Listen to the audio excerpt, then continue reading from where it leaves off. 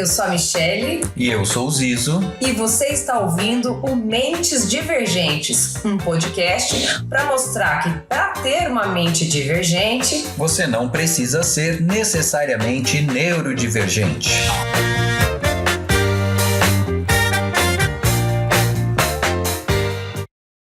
Olá, seja muito bem-vindo para mais um episódio do Mentes Divergentes.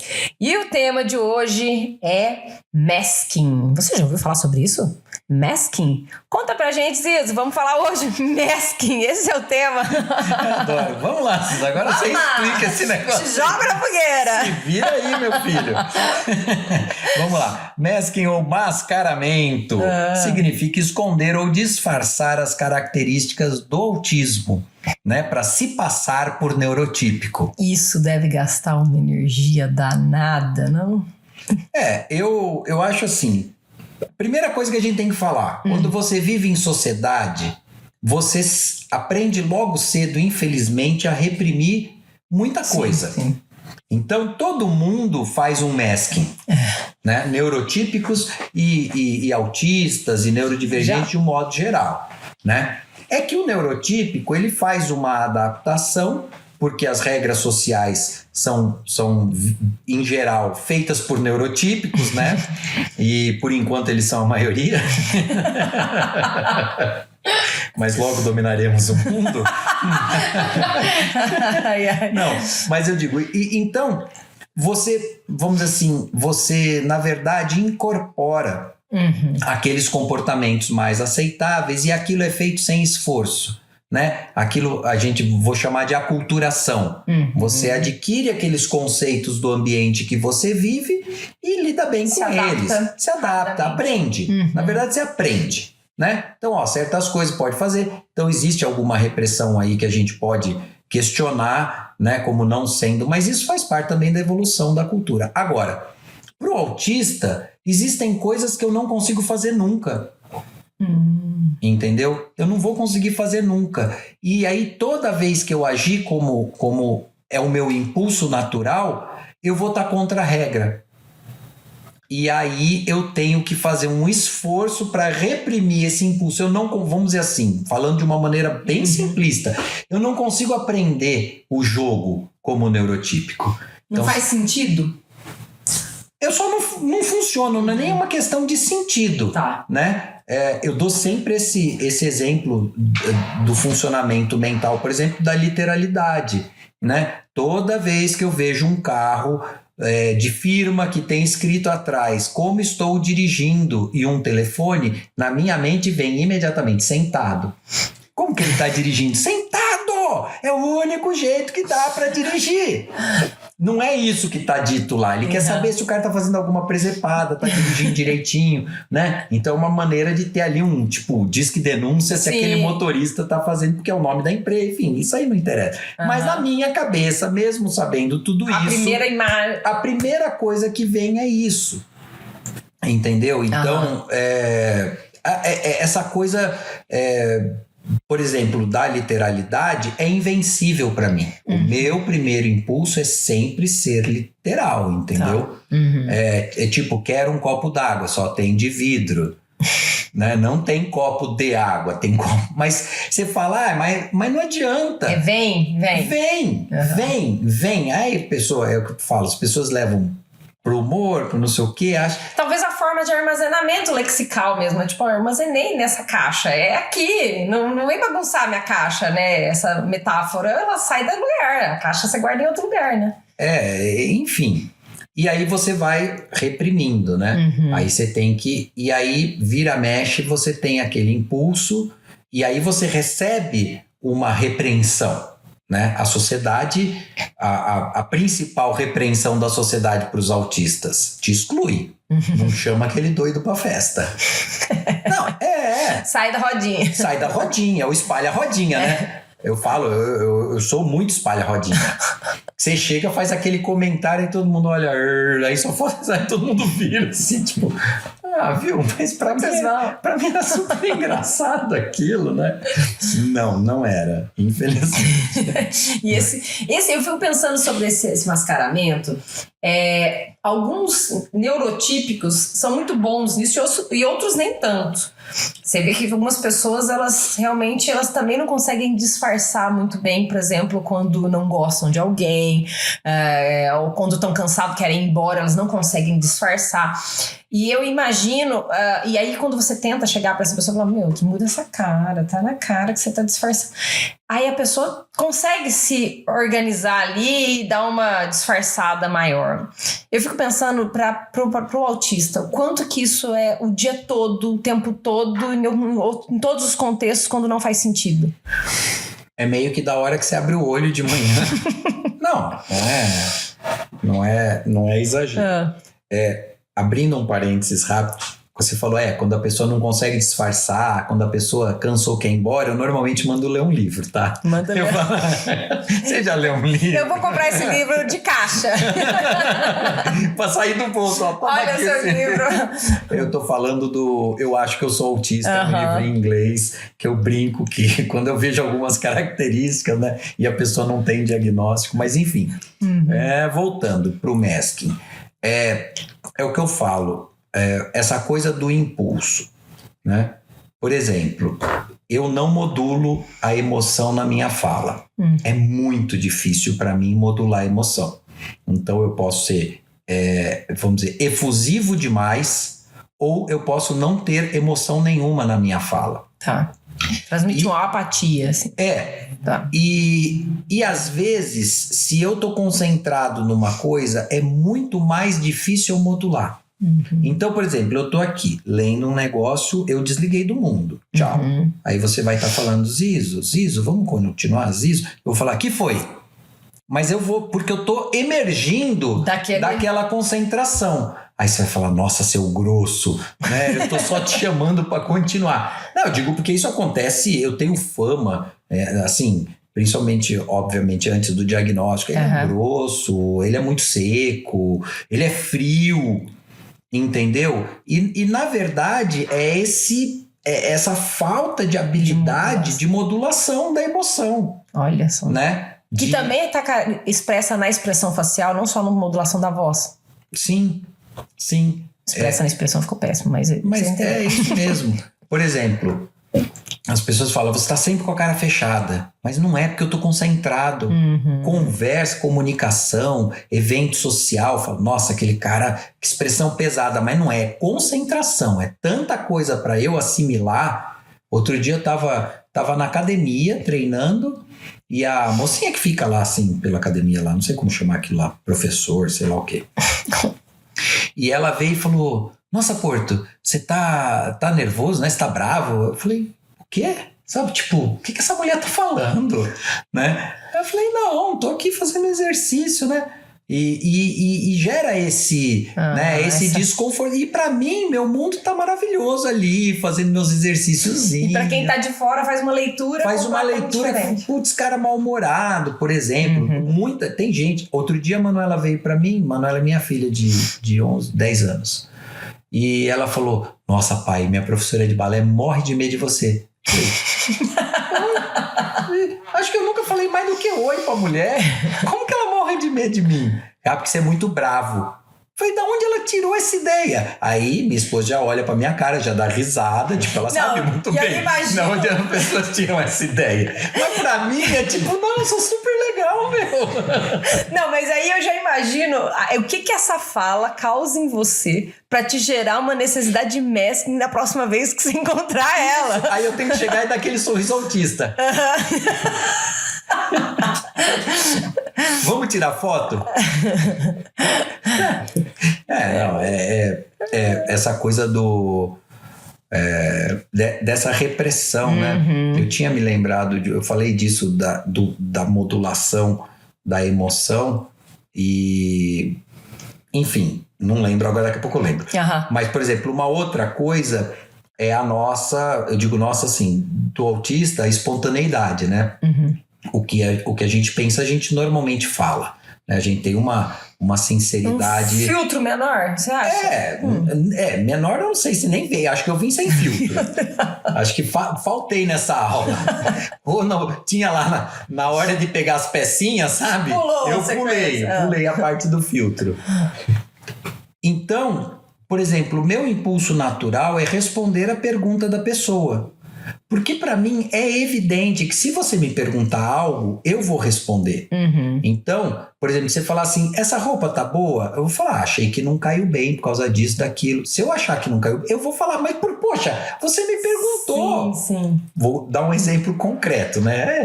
Vida de autista é cheia Tem várias histórias, né? Várias histórias. Isso que é bom. Mas é ilustrativo, isso é bom. Tava tomando um café, o antigo Franz Café aqui em Piracicaba, né? E eu tava tomando um café e meu sogro tava lá com a companheira dele da época. E ela veio o café para todo mundo e ela pegou o pirizinho com aquela bolachinha que vem e ofereceu. Aí eu adoro, né? Doce, né? Eu fui lá, peguei e falei, obrigado. Aí ela ficou olhando, aí a Paula não era para aceitar. Falei, então não oferecesse, caramba. Vem uma bolachinha só. Eu quero! E eu quero. Ela ofereceu, eu quero. Não era pra aceitar. É muito difícil fazer essa leitura. É muito difícil. Aí eu peguei comigo, aí virou piada eternamente. Aí eu falei, viu, desculpa, mas não sabia, né? Se ofereceu, eu sabia que não ia pensar. Porque, tipo, se eu tô comendo uma coisa que eu não quero que coma, eu não ofereço. E pra mim é muito natural. Às vezes eu fico brava. A Paula faz um doce, por exemplo, que eu gosto. Chega alguém lá, eu falo, ofereça, é meu. Você não falou que você fez pra mim? Isso dá muita confusão. Então eu falo pra ela, não fale que é pra mim. Se você falar pra mim, automaticamente na minha cabeça, aquele doce inteiro é meu. E aí eu vou dividir com quem eu quiser. Não é pra você sair oferecendo. Nossa, é uma afronta. É uma afronta. Isso é muito... E como ensinar isso pra uma criança? Porque você adulto foi descobrindo na marra ali mas imagina isso para uma criança, adolescente, não vai fazendo o menor sentido e vai afastando socialmente, né? Por isso ele tem que fazer todas essas forças de se mascarar e de não ser quem ele é. E aí ele vai deixando de ser quem ele é. Então, eu até separei aqui a diferença entre sofrimento, né, e treinamento. Então, por exemplo, muitas habilidades eu tive que aprender. Meu pai foi um grande instrutor para mim, né? A inibição de falar com as pessoas, para mim na época foi muito difícil, até porque ele não sabia que eu era autista, né? Então ele só viu um filho ali com algumas dificuldades e ele apertava, né? Então eu nunca me esqueço. Um dia a gente foi numa loja e ele mandou eu pedir pro cara, pro balconista, o que eu queria. Eu fiquei ali paradinho, né? Esperando o cara, sei lá, vagar, falar comigo. 20 mil pessoas, era uma loja de ferramenta, dessas coisas. Então você imagina, né? Aquele monte de cara comprando coisa e eu lá paradinho.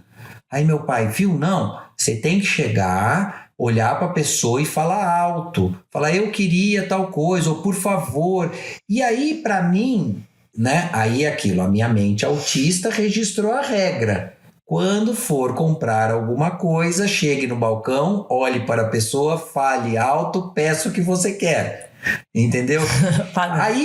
E aí eu registrei. Então, nessa hora, assim, apesar da dificuldade do autismo, ele me ensinou uma regrinha que eu consegui treinar. Um passo a passo. E uma coisa que não me agride. Entendeu? É fácil para mim fazer isso? Não é fácil, mas isso é um passo necessário. Eu preciso fazer isso, né? Então eu acho assim, por exemplo, STEAM, a nossa sinceridade, hiperfoco, ecolalia, isso nunca vai acabar. Eu vou morrer com tudo isso. E sufocar isso é doloroso demais. Exato. Agora, falar alto, atenção ou falta de atenção, ouvir o outro, higiene pessoal, tudo isso é coisa que, às vezes, por causa da disfunção executiva ou por outras dificuldades de textura, né? Muito autista não consegue escovar o dente por causa da pasta, né? Da aflição. Então, todas essas coisas eu posso treinar, eu posso encontrar outros caminhos, porque isso vai ser útil para mim, para minha vida. Entendeu? E eu não estou reprimindo uma característica do autismo, eu estou lutando contra alguma dificuldade, principalmente disfunção executiva, ou às vezes a hipersensibilidade sensorial, para conseguir também ver, porque eu quero viver. Sim. Não é que autista se isola porque não quer viver em sociedade. Não, eu adoro, né, assim, ter amigo, falar com as pessoas, conhecer as pessoas. Sou extremamente desajeitado nesse processo, mas eu gosto, entendeu? Então, por exemplo, usar um abafador não é para mim masking. Não agride, não reprime a minha hipersensibilidade. Ao contrário, eu reconheço que eu tenho essa hipersensibilidade, mas eu quero participar, por exemplo, sei lá, já está fazendo festa. Tantos outros suportes que esse aqui pode, né, ser considerado. Eu falo, ele não é aquilo, aguenta aí. Por exemplo, eu já ouvi narrativa de pessoa recomendando pôr a criança com música alta, para que a criança acostume com o som. Meu Deus do céu. Então a mãe fazendo sessões de música altíssima para o autista se acostumar. Não, gente, isso não. Porque a hipersensibilidade... Exato, mas é o que eu falo. É o que causa sofrimento. Tipo, a hipersensibilidade sensorial nunca vai sumir. Ela vai então não tem como eu tentar reprimir, mudar, apagar, disfarçar. É igual o famoso mãos quietas, né? Põe a mão na mesa, mão quieta. É uma necessidade, é uma busca, uma necessidade usada, seja motoramente, sensorialmente, ou seja por poder organizar a mente, ou sei lá qual é o motivo daquele estímulo, mas ele existe, ele é real. Olha, né? tem uma moça... que ela, me desculpe que eu não lembro o nome dela, mas eu lembro do canal dela no Instagram, que é E-Autista, e ela participa daquele documentário. Ai, gente, como que me fugiu o nome agora do... Enfim, daqui a pouco eu lembro o nome do documentário, tá no YouTube, fantástico. E ela dá um exemplo do Sting que para mim foi fantástico. Que ela fala que é como se fosse acumulando uma energia, e aí a hora que você balança a mão, o Sting que eu mais gosto de chacoalhar a mão assim. E imediatamente parece que aquilo libera, entendeu? Aquela energia, aquela coisa. Então, eu não sei explicar.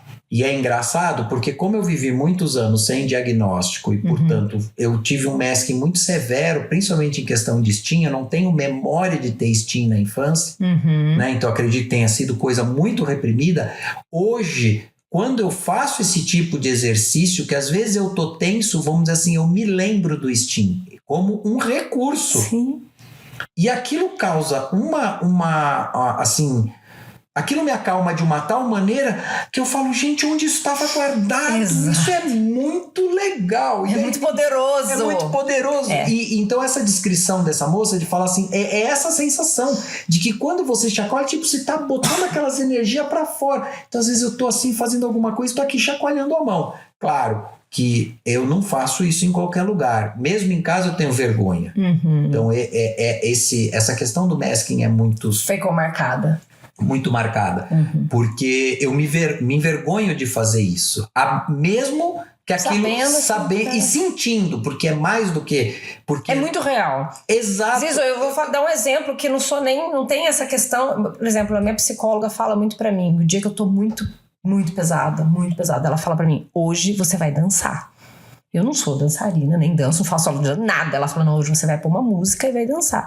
E eu chego em casa, eu coloco uma música e eu danço na sala, mas danço daquele jeito, né? Tipo backyard. Danço. E eu sinto de verdade essa explosão. É como se eu sentisse o meu próprio corpo e é como se eu voltasse com uma âncora no chão. É como se fosse, na verdade, a raiz de uma árvore entrando no chão e eu vou sentindo que eu tenho corpo e desconectando da mente. Parece que dá uma uou. Então eu percebo quanto que o movimento, ele é... garoto, exato.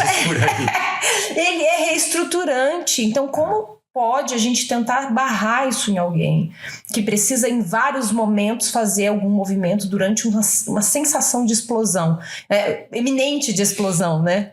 Assim, eu falei que eu não tinha memória, mas pensando agora, por exemplo, minha mãe sempre falava assim, o Luiz Antônio não para quieto. Luiz Antônio é meu nome, né? Pouca gente sabe, nem eu gosto dele. Mas eu nem sei quem falando. Nem sei quem é. Mas enfim, você não para na cadeira, você não para quieto. Mas provavelmente era esse impulso. Realmente, eu não consigo. No trabalho, eu falo, olha, trabalhar comigo deve ser um inferno. Porque eu não consigo ficar quieto. Eu até abandonei a minha sala, eu larguei a minha sala, porque eu não pegar no telefone e ligar para a pessoa, eu levanto e vou até a pessoa e falo, entendeu? Eu vejo o cara, alguém no balcão para ser atendido. Eu vi lá, porque o local onde eu trabalho é comprido assim, né? Um monte de gente, eu tô lá no fundo e o balcão é lá na frente. Às vezes eu levanto a cabeça, vejo que a pessoa tá lá para ser atendida, eu levanto e vou. Sabe, eu não vou esperar alguém dar o primeiro atendimento, eu já vou, já falo, sabe? Então, porque eu não consigo, se falar para mim, fica sentadinho, quietinho, horas e horas, é tortura. Olha. É tortura. E eu fico pensando quanto que isso foi massacrado muitas vezes, porque a criança com autismo, por exemplo, isso tem uma coisa muito cultural, Zizo, me incomoda demais. A criança, por exemplo, veio com um atraso no neurodesenvolvimento. Aí ela não fala. A primeira coisa, fono. Porque sempre a primeira coisa que eles mandam é pra fono. Não fala, vai pra fono. Fono fica focada na fala. Na fala, não olha pra linguagem muitas vezes, e aí fica aquela coisa assim, repete, fala. E essa criança não trabalha o corpo. E aí fala assim, mas ela anda, ela mexe, ela encaixa pecinha, mas o corpo ensina movimento, ensina emoções, ensina conexão, ensina percepção, ensina tudo. Então, eu fico muito angustiada com isso. Eu vejo assim, várias vezes chega um paciente pra mim, por exemplo, uma criança pequena, às vezes pra mim, e aí veio pra fono, eu mando pro psicomotricista. E aí mãe me olha assim, tipo, não, mas ele é ótimo, ele não precisa de mover, ele sabe subir escada. Eu falo, não, vai pro psicomotricista, entenda o que eu tô falando, eu quero que ele sinta o corpo dele. Eu quero que ele aprenda a lidar com as emoções do corpo dele no movimento. Ou psicomotricista, ou a TO, com integração sensorial. Alguma coisa tem que ter, porque eu vejo isso, eu como TDAH ali, eu percebo, hoje eu olho pra trás, Iso, eu percebo quanto que eu não fui, quanto que eu não valorizei isso quando criança, também porque eu não podia ficar sentada. Eu me lembro que eu quebrava todos os lápis, ou mordia, rasgava todos os lápis até comer metade do lápis. Eu cutucava todas as borrachas e fazia todos os pedacinhos na mesa. Eu furava a mesa com o lápis. Os meus cadernos, todos eles eram, sabe, desenhados no cantinho da espiral com lápis, porque eu não conseguia parar. E eu percebo assim, o quanto que o corpo, ele é a percepção do todo. E às vezes eu fazia isso para poder prestar atenção. Aí eu penso na pessoa com autismo. Gente, quando tem um autista que ele não tá conseguindo lidar com tudo que tá acontecendo, ele vai pro corpo, o corpo é a âncora. É autorregulação. É o que eu falo, com excesso, no meu caso, eu travo. Já teve vez assim, de eu estar numa situação, a pessoa dá um empurrãozinho, literalmente. Porque assim, às vezes você... Buga mesmo. Eu falo da tela azul, né? Do computador, quando trava, né? Então dá aquela parada. Porque, sei lá, aconteceu algo inesperado, já tô numa situação de muita estimulação. Então dá aquele... sabe, assim, um momento de você assimilar aquele seu entorno e não sei o quê, e aí eu consigo aos pouquinhos retomar e retomando. Mas... Agora imagina ter que mascarar um movimento. Então você estava falando ali de mascarar o STEAM. Além de mascarar o social, a cara que não posso fazer, né, de desagrado, ou se tenho que fazer uma cara de receptividade, sendo que eu nem estou pensando nisso agora, estou com a cabeça em outro lugar, estou pensando em outras construções.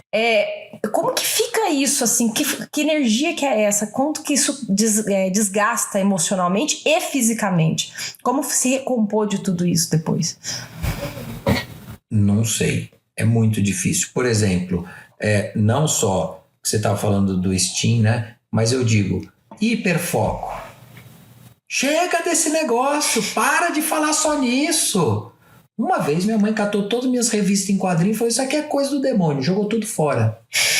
Michele, eu fiquei na janela da sala, porque da janela da sala que eu morava lá com meus pais, dava para ver a calçada, né?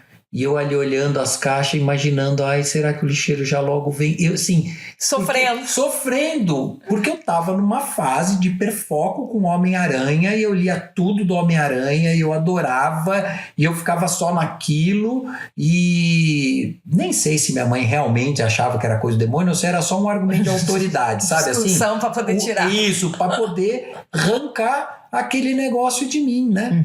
E eu falo, gente, e o hiperfoco é uma coisa assim, é muito prazeroso. E eu acho, principalmente, que é uma ferramenta de evolução para o autista. Eu acho, assim, que se tem uma grande ferramenta para você trabalhar com o autista, é o hiperfoco dele. Porque é motivacional, né? Não, e você abre a brecha. Exato. Porque aí dá liga. Meu, se você sacar qual é o hiperfoco do momento e embarcar nisso, cara, por exemplo... cola, né? Outro dia eu tava conversando com um autista, ele veio falar comigo e adolescente, aquelas coisas, e eu sei que ele gosta muito de videogame. Cara, a conversa inteira foi com exemplo de videogame. Olha que legal. Explicando o que você precisava, mais com exemplo de videogame. Aí ele virou pra rua e falou, nossa, ele me entende. Entendo, quer dizer, mas eu digo assim, entendeu? Eu não sou nenhum supra-sumo. Todo mundo já deve ter explicado de outra forma, mas não fazia sentido, porque não tinha um motivo. Exato, na hora que eu falei, aquelas coisas do dia a dia, né? De cuidado pessoal. Ainda mais adolescente. Adolescente é meio porcão, né? Adolescente autista, então é uma desgraça. Porque não percebe, às vezes. Não percebe que aquilo... Tipo, a gente entra no hiperfoco, banho pra que banho? Né? Teve uma época que eu cismei que era muito prático dormir com a roupa da escola pra já acordar de manhã. Eu dormia até de tênis. Aí meu irmão ficava louco, roncava tudo aquilo, porque pra não ter que perder tempo de manhã, só que eu fui agregando, né? Primeiro, aí eu dormia de a camiseta do uniforme, calça jeans e tênis. Não. Aí não dá. Já tá demais. Já tá demais. Mas enfim. E aí eu falei pra ele... pode ser o caminho. Aí eu falei pra ele, olha, no videogame você não pega um personagem e você não vai treinando ele pra ele ficar um personagem poderoso e conseguir derrotar os inimigos? É a mesma coisa na vida. Você precisa agregar habilidades novas pra você se... Cara, parecia que eu tava falando um negócio... Mas por quê? Porque no nosso raciocínio concreto... Faz sentido. Se eu não trago um exemplo que, como você diz, faça sentido, aquilo fica oco. A pessoa vai morrer falando e enquanto não fizer sentido, não cola. Entendeu? Não tô dizendo que eu sou alguma pessoa, não, mas eu sou autista também, então, né? Compreende, mas você sabe, isso daí acontece, se a gente tiver um pouquinho de percepção e sensibilidade, a gente vai ver que acontece com todas as pessoas.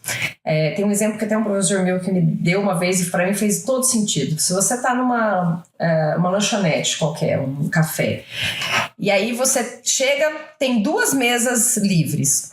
Uma, num canto, tem um cara que é todo cabeludo, roqueiro, com a blusa do Metallica, mas vamos supor que você não gosta disso, não é o seu caminho. No outro, tem um cara com um livro lá de filosofia sentado, uma pilha de outros livros ali com um tema que você gosta. Onde você vai sentar? Naturalmente, o teu instinto vai fazer com que você sente próximo daquele que você se assemelha. Se você abrir um livro igual ao dele, então, o olho, na mesma hora, vai falar, putz, olha... E se você tiver com a camiseta, o cara do Metallica tem uma camiseta do Metallica, ele entra com um disco do Metallica, cola, porque a gente quer se assemelhar, a gente quer sentir pertencente, quer se sentir compreendido, e é mais fácil, a comunicação vai fluir se a gente usar. Então, pra que tirar o hiperfoco? Aproveita o hiperfoco, é o caminho o hiperfoco, né? Então, é sempre pra tudo, pra profissão, pra chegar a algum lugar, né? Pode, igual você fez, ensinar alguma coisa através de uma coisa um conhecimento prévio, que faz sentido. Mas isso não acontece sempre, né? Às vezes a gente vê muita gente orientando, esconde o hiperfoco, tira o hiperfoco. Não, tem que... limite o tempo. Limite o tempo. Ou então, barganha. Você fala assim, você gosta disso, você só vai pegar depois, se você... não, pelo amor de Deus. Isso daí pra mim chama-se adestramento. Isso você faz com bicho e eu sou contra até fazer com bicho. Porque eles são capazes de aprender de outra forma.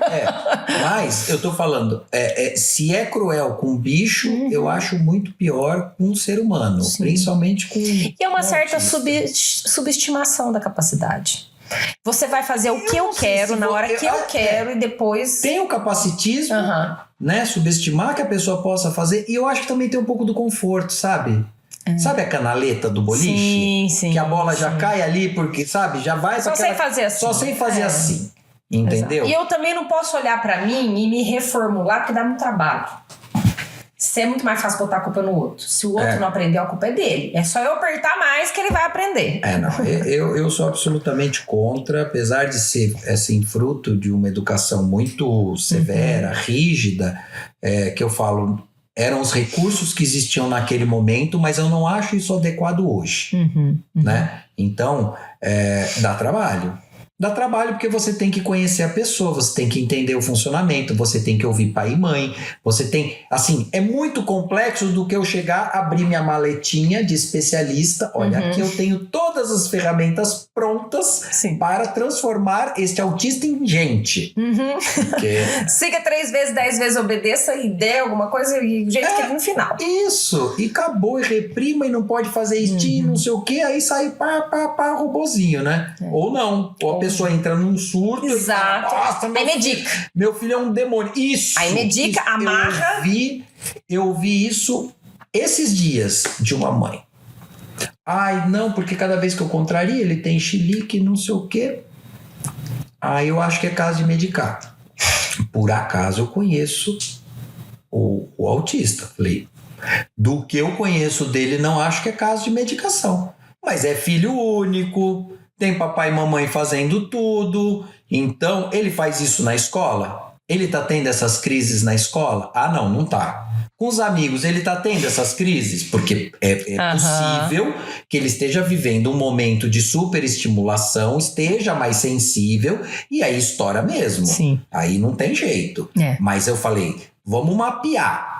É só quando você pede pra limpar a casa, sabe? Pra recolher as roupas, pra não largar a coisa jogada que aí dá piti? Então, Então, isso não é característica do autismo. Isso também não é caso pra medicação. Ou então, até, às vezes, eu fico pensando quando vem um autista, aquele não verbal, com plena capacidade, imensa potencialidade de aprendizado e de compreensão, mas as pessoas não validam os códigos de comunicação que essa pessoa tem e passa por cima igual um trator. Aí ela começa a entrar em surto.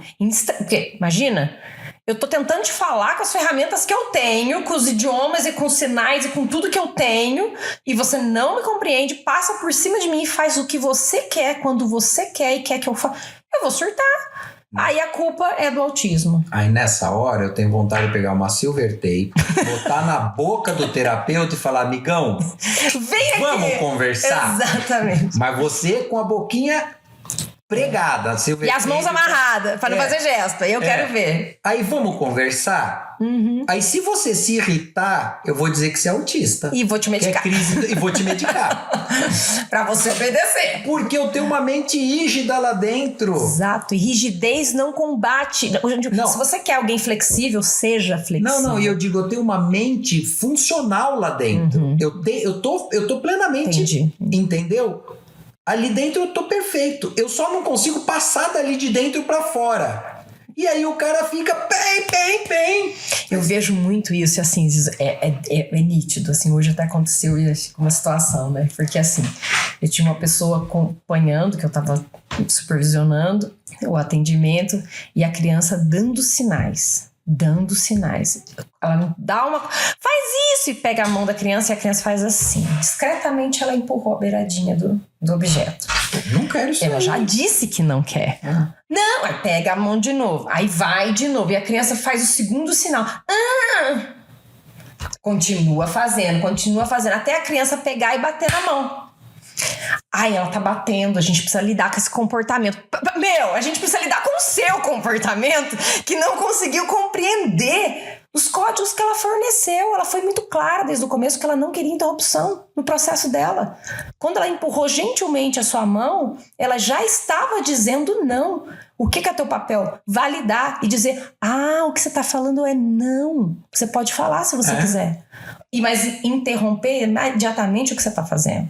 Mas não, a gente às vezes passa com um trator em cima daquele que não é capaz de dominar a linguagem, né? Até porque aí você oferece caminhos de linguagem para a criança. Se você usa o exemplo, você saca e você identifica e sinaliza que quando ela não quiser algo, o que tem que ser feito é dizer não, Pô, imagina, é muito mais ganho do que insistir naquela tarefinha, seja ela qual for. Que tá na cabeça do outro. Isso. Faz sentido para o outro, não para ela. Isso, é a questão da adaptabilidade. Sim. Quer dizer, que caminho que eu vou encontrar? Que foi o que eu falei, o negócio lá de dar o exemplo do videogame. Falei, putz, né? Vamos falar de videogame, então. Se o assunto é esse... E aí todo o resto fez sentido pro cara, né? E aí eu fico pensando, quando a gente tá falando aqui de masking, poxa vida, seria muito mais fácil se a gente conseguisse aceitar, se a sociedade todos aceitassem as dificuldades, as diferenças, ou qualquer coisa que seja,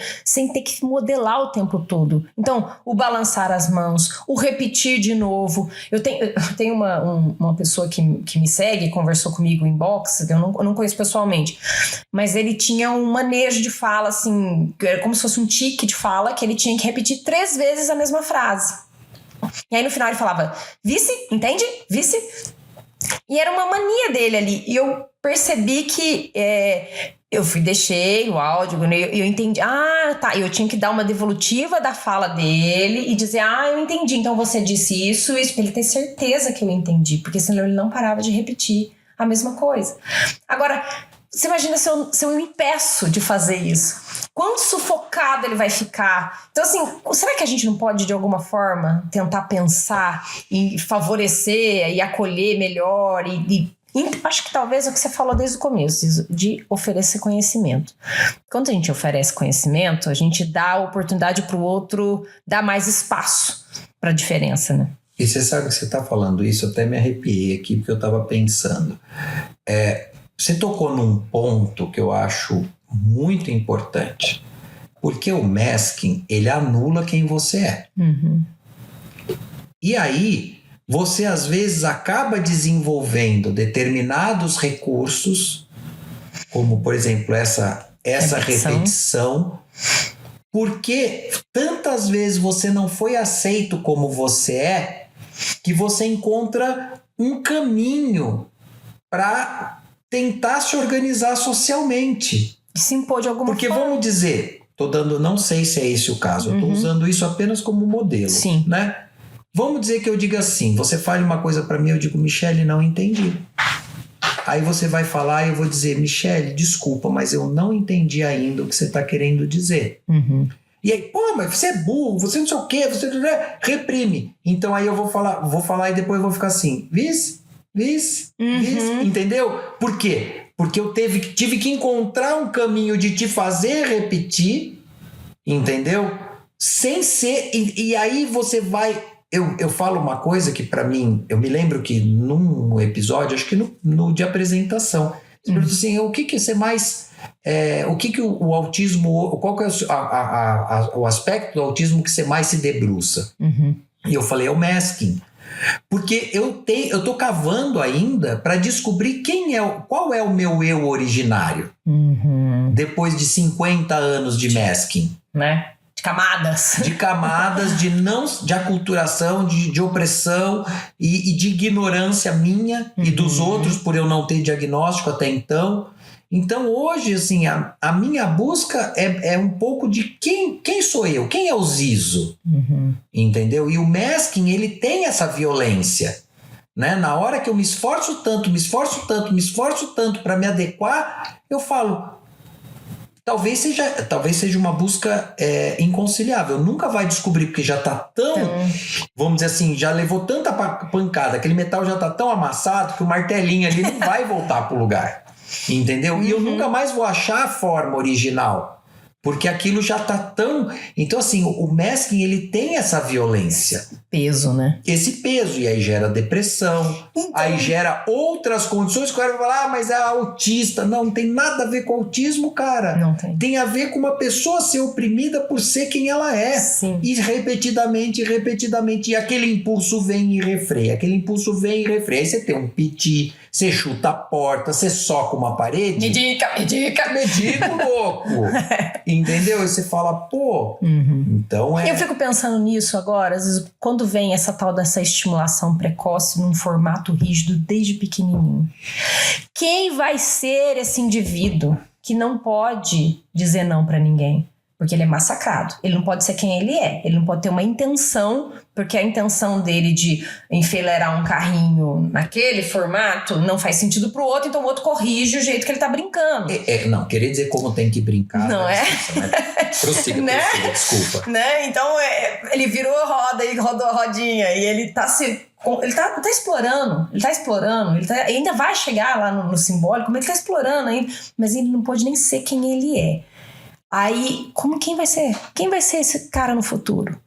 O que mais me angustia hoje é quando eu vejo adolescentes que tiveram uma pressão precoce desse direcionamento intensivo, não saber sua própria individualidade.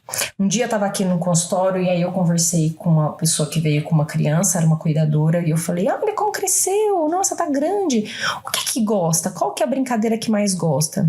Nada, não gosta de nada, mas assim, não fala uma coisa que gosta, mas tudo que você fizer faz, obedece certinho. Você mandar falar oi.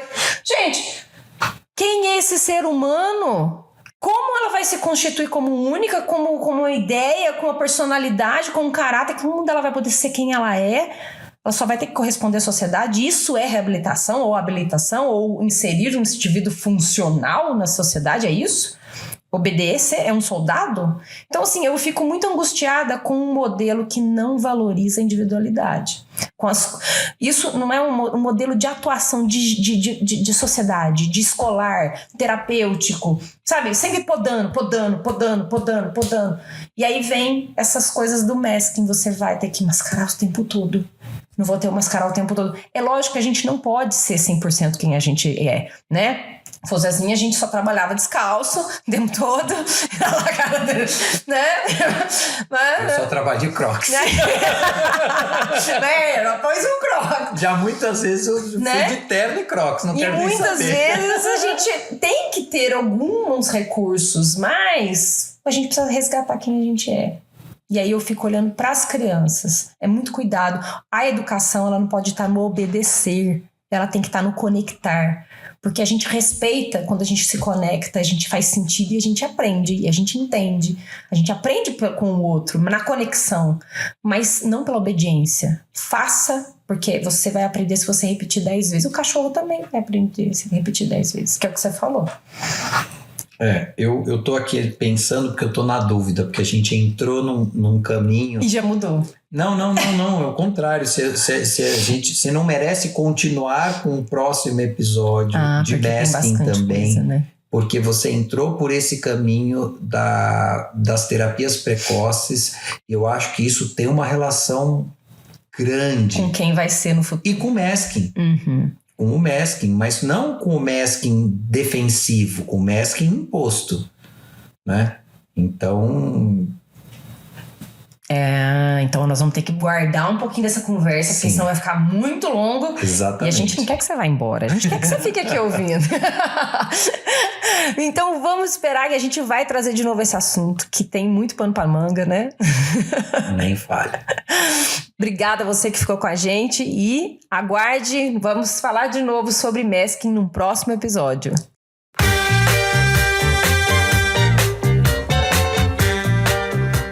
E esse foi mais um episódio do podcast Mentes Divergentes. Eu sou Michele Basso, com Zizo Porto e técnica de Paulo Amaral.